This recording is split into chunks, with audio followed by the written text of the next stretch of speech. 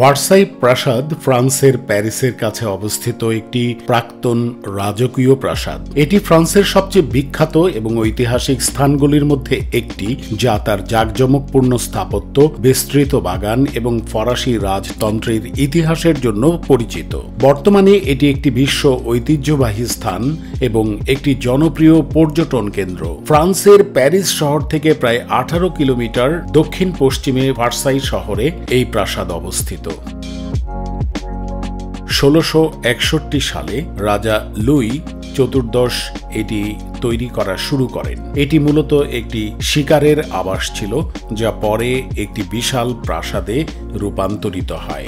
Versailles প্রাসাদটি baroque স্থাপত্য শৈলীতে নির্মিত, যেখানে বিশাল হল, অপুলেন্ট কক্ষ এবং অত্যাশ্চর্য বাগান রয়েছে। এটি ফরাসি রাজতন্ত্রের কেন্দ্র ছিল এবং এখানে অনেক ঐতিহাসিক ঘটনা ঘটেছে, যেমন ফরাসি বিপ্লব এবং প্রথম বিশ্বযুদ্ধের সমাপ্তি। প্রাসাদের প্রধান আকর্ষণগুলোর মধ্যে রয়েছে হল অফ মিরর, রাজকীয় অ্যাপার্টমেন্ট, অপেরা এবং বিশাল বাগান।